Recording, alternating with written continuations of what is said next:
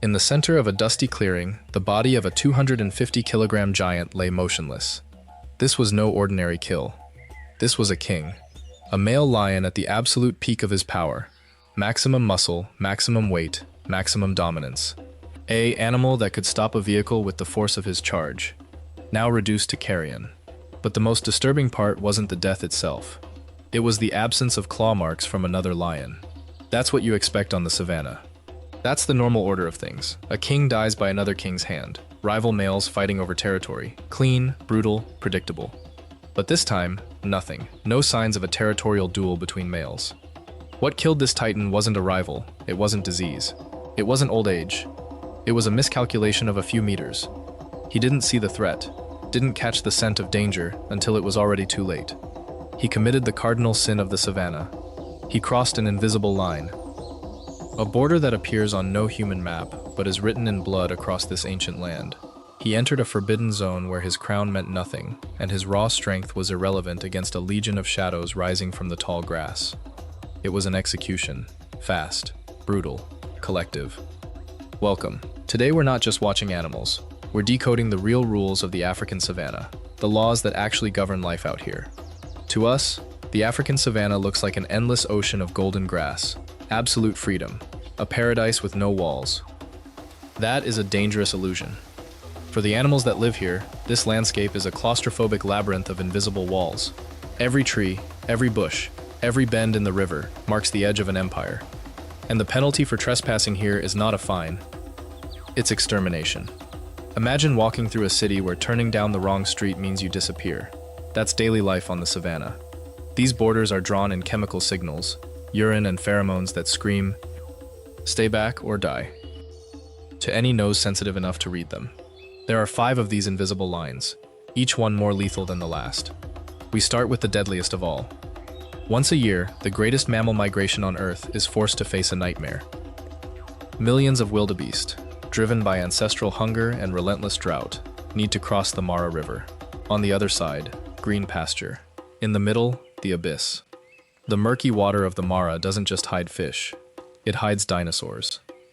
The Nile crocodile is not simply an animal, it is a biological machine that stopped evolving millions of years ago, because it had already reached perfection in the art of killing, surviving, and thriving. These are the gatekeepers of the crossing. They don't hunt for sport, they collect a toll. Watch what happens at the bank. The wildebeest pile up at the edge. They know. Every instinct in their brain screams that death is in that water. But the pressure of the herd behind them keeps pushing forward. It's the prisoner's dilemma at a titanic scale. The first one to jump is the sacrifice. The moment the first hoof touches the surface, the river explodes. This is not a struggle, it is a mechanical massacre. A 5.5-meter, 700-kilogram crocodile doesn't bite to injure. It bites with the force of a truck falling off a cliff. The sound you would hear is not splashing water, it's the crack of bones being pulverized under tons of pressure. But here is the detail that breaks common sense and turns this into psychological horror. The kill line is not just physical, it is strategic. Crocodiles operate with calculated coldness. They don't always target the chaos directly. They pull the leaders toward the bottom, triggering a panic that causes wildebeest to trample each other. Many animals don't die from reptile teeth at all. They die crushed under their own kind in the frenzy of desperation. And for the crocodile, this is not just a meal, it's storage. They drown their victims and hide them beneath submerged logs, letting the flesh rot until it's soft enough to tear apart easily. The river becomes a larder of carcasses. Crossing this liquid line is Russian roulette, where the house almost always wins. If water is the domain of prehistoric monsters, then dry land is the stage for a civil war that has lasted millennia. Here, the invisible line separates 2 empires that hate each other with an intensity that almost feels human. The kingdom of the lions, and the clan of the hyenas. Disney lied to you. Hyenas are not clowns. They are the organized crime syndicate of the savannah. They have hierarchy, complex communication, and an intelligence that rivals that of primates. And they have one iron rule: a lion that enters their territory alone is not a king. He is an invader. Picture a young male lion, nomadic, expelled from his original pride, wandering in search of territory to call his own. Hungry, desperate, and he makes the fatal mistake.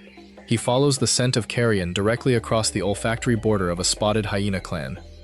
Alone, a male lion is a force of nature, capable of bringing down a buffalo.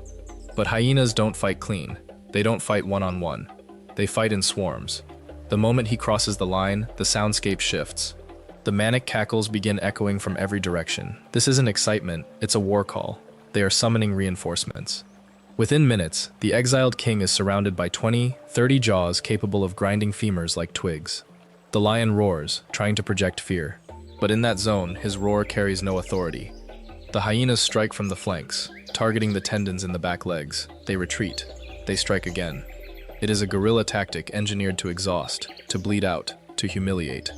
This is the fall of a titan in real time. The apex predator becomes the cornered victim. The savannah does not forgive arrogance. If he cannot retreat back across the invisible line, if he cannot reach neutral ground, he will be torn apart alive. A slow, agonizing death. A message left by the clan. Here, we are the law. This war is so deeply personal that lions frequently kill hyenas with no intention of eating them. They kill to eliminate future competition, and hyenas do the same to lion cubs. A cycle of perpetual revenge where borders are drawn with the bodies of enemies.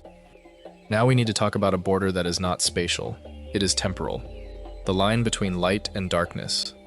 When the sun drops below the African horizon, the world as we understand it ceases to exist. The rules of the day are suspended. The savannah transforms into a kingdom of nightmares where human vision is useless. But for one creature in particular, nightfall is the moment it becomes a god. The leopard. Its eyes contain a reflective layer, the tapetum lucidum, that amplifies starlight, converting total darkness into vision as clear as midday. In a world where every other hunter is groping through the black, the leopard sees everything. Think about a baboon sleeping high in an acacia tree.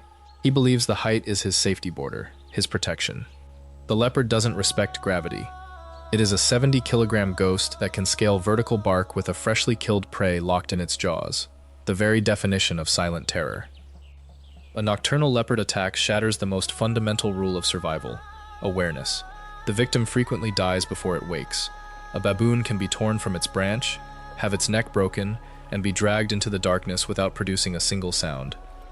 The crime scene the next morning is nothing but a thin blood trail rising up a tree trunk. The leopard turns the forest into a horror film where the monster can be anywhere, above you, below you, right beside you, completely invisible.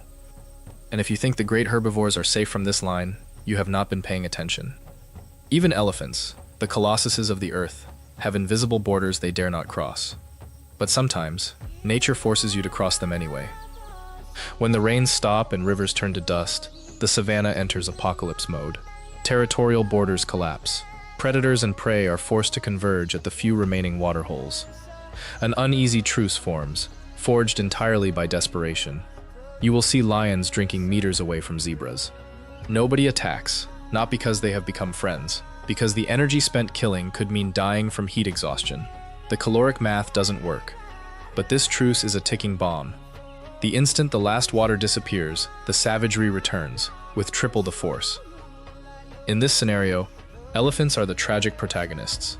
They need hundreds of liters of water every single day. When drought tightens its grip, the matriarch of the herd must make an impossible decision. Stay in safe territory and die of thirst. Or cross the line into the unknown, chasing legends of distant water. These forced marches take herds beyond the boundaries of protected reserves, into contact with human civilization, into treacherous terrain where dried mud acts like quicksand. We have documented cases of exhausted elephant calves that collapse and cannot rise again. The herd, known for an empathy that borders on the human, tries to help. They use their trunks, they push, they encourage. But the law of survival is merciless. If the mother stays, she dies too. Crossing the line of exhaustion means the matriarch must make the most painful decision in nature. She must leave a calf behind to save the family. The calf left behind does not get a peaceful death. The moment its mother's silhouette disappears into the heat shimmer on the horizon, the vultures begin to descend. And when night comes, the hyenas arrive. The savannah does not waste protein.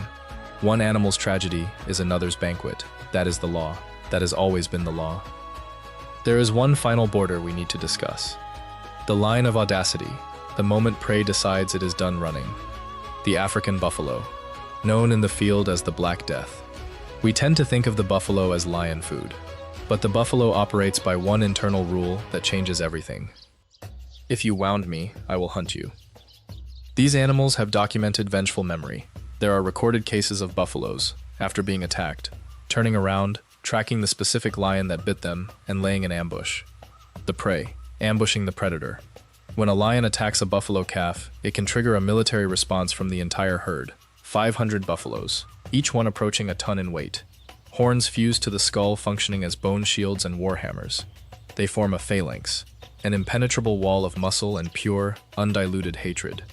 In that moment, the lion, king of the savannah, realizes his crown is worthless. We have seen lions launched through the air like ragdolls, stomped until they stop moving. The hunter becomes the target of an unstoppable collective fury. The buffalo doesn't just want to escape. It wants to eliminate the threat permanently. It wants to make absolutely certain that predator never breathes again. This is revenge in its most raw and ancient form. And it is the final proof of what the savannah keeps teaching us, over and over, in blood and dust. There are no permanent kings here. There is no permanent weakness either. Every creature, from the crocodile in the Mara to the matriarch in the drought, is operating under a set of invisible rules, written long before any of them were born. Cross the wrong line at the wrong moment, and it doesn't matter how powerful you are. The savannah collects. The male lion we found at the beginning of this video, the one with no claw marks from arrival, was recovered near a hyena clan border. He had wandered 200 meters into their territory. 200 meters. That's less than the length of 2 football fields. It was enough. The invisible laws of the African savannah don't negotiate. They don't grant exceptions for size, strength, or reputation. They exist because they work, tested over millions of years, enforced without courts or judges, by every creature that has survived long enough to reproduce. Next time you look at footage of the savannah and see that ocean of golden grass stretching to the horizon, remember what's actually there. A labyrinth of borders written in pheromone and blood. And somewhere in the tall grass, something is already watching to see if you're about to cross one.